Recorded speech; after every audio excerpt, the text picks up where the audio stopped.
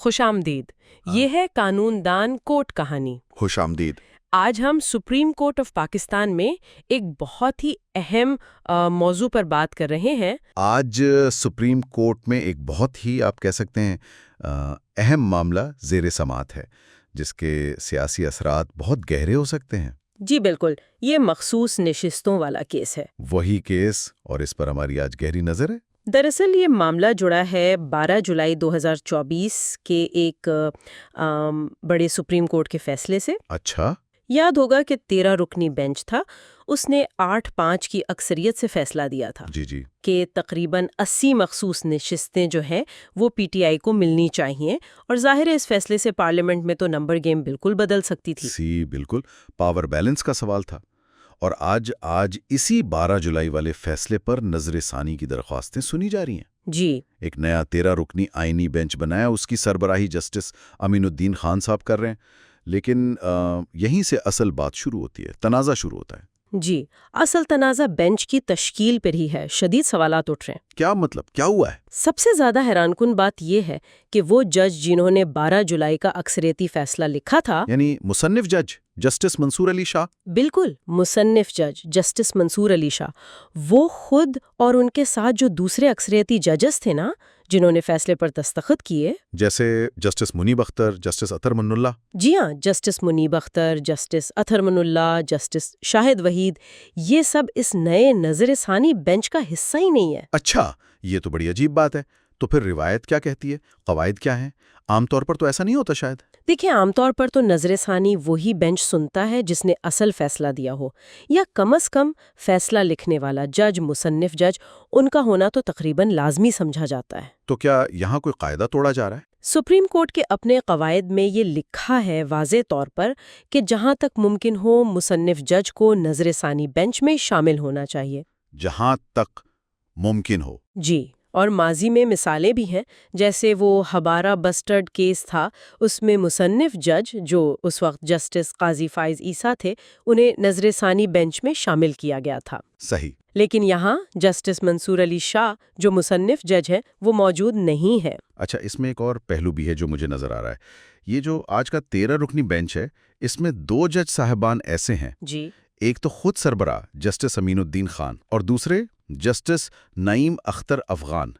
ان دونوں نے تو 12 جولائی والے فیصلے سے اختلاف کیا تھا۔ نہ صرف اختلاف کیا تھا بلکہ بہت سخت اختلافی نوٹ لکھے تھے، یوں سمجھے کہ فیصلے کو تقریباً غیر آئینی قرار دینے کے قریب پہنچ گئے تھے۔ تو یہ تو پھر مفادات کا ٹکراؤ والی صورتحال نہیں بن گئی کہ جنہوں نے مخالفت کی وہ نظر ثانی کر رہے ہیں اور جنہوں نے فیصلہ دیا وہ باہر ہے؟ بالکل، اسی بات پر تو تشویش کا اظہار کیا جا رہا ہے۔ اکثریتی ججز، خاص طور پر مصنف جج، ان کو شامل نہ کرنا اور اختلافی نوٹ دینے والوں کو شامل کرنا، اس سے وہ تاثر گہرا ہو رہا ہے جیسے کچھ لوگ جوڈیشل انجینئرنگ کہہ رہے ہیں۔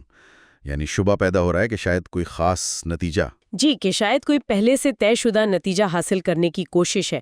یہ ایک تاثر ہے جو بن رہا ہے۔ اچھا، اور اس ساری صورتحال میں ایک تازہ خبر بھی ہے، کوئی نئی پیش رفت؟ جی بالکل، آج سماعت شروع ہونے سے تھوڑی دیر پہلے ہی ایک اور فیصلہ آیا ہے۔ اچھا۔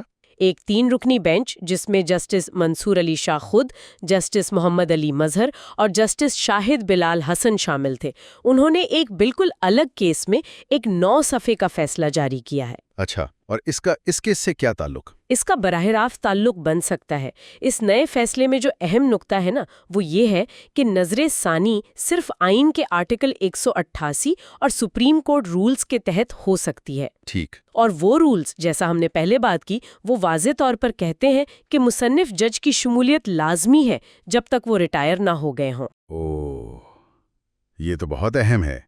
تو اس کا فوری اثر کیا ہو سکتا ہے آج کی کارروائی پر؟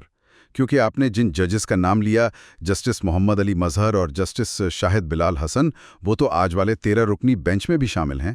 جی بالکل، یہی سب سے دلچسپ صورتحال بن گئی ہے۔ تو کیا وہ کہہ سکتے ہیں کہ ہم نہیں بیٹھ سکتے اس بینچ میں اس نئے فیصلے کی روشنی میں، یا شاید جسٹس عائشہ ملک یا کوئی اور جج؟ یہ بالکل ممکن ہے۔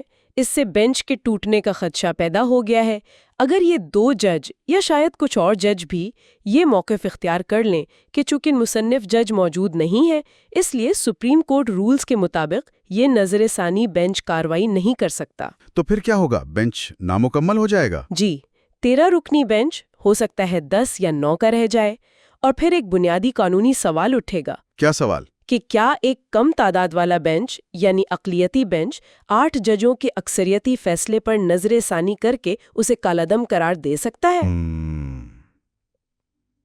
یہ تو منطقی نہیں لگتا۔ قانونی طور پر یہ ممکن نظر نہیں آتا کہ اقلیت اکثریت کے فیصلے کو بدل دے، تو یہ صورتحال بہت پیچیدہ ہو سکتی ہے۔ اس سے نہ صرف اس کیس کا مستقبل داؤ پر لگے گا بلکہ عدلیہ پر اعتماد اور آئینی اصولوں پر بھی سوال اٹھیں گے۔ تو خلاصہ یہ بن رہا ہے کہ ایک طرف 12 جولائی کا ایک بڑا اکثریتی فیصلہ ہے، دوسری طرف اس پر نظر ثانی کے لیے ایک بینچ بنا جس کی تشکیل متنازع ہے، خاص طور پر مصنف جج کی عدم موجودگی کی وجہ سے۔ جی، اور اب تیسری طرف ایک بالکل نیا عدالتی فیصلہ آ گیا ہے جو اسی نظر ثانی بینچ کی قانونی حیثیت پر سوال اٹھا رہا ہے۔ بالکل ایسا لگتا ہے کہ آج کی سماعت کا بڑا حصہ شاید اسی قانونی نقطے پر ہی بحث میں گزر جائے کہ کیا یہ بینچ از تشکیل کے ساتھ کارروائی آگے بڑھا بھی سکتا ہے یا نہیں۔ صحیح۔ یہ صورتحال عدالتی طریقہ کار، جو قائم شدہ اصول ہیں اور خاص طور پر جو اکثریتی فیصلوں کا ایک تقدس ہوتا ہے، اس حوالے سے کئی اہم سوالات کو جنم دے رہی ہے۔ تو آخر میں سامعین کے لیے سوچنے کی بات یہ ہے کہ اگر کسی فیصلے پر دوسری نظر ڈالنے والے وہ نہ ہوں جنہوں نے پہلی نظر ڈالی تھی، اور خاص طور پر وہ شخص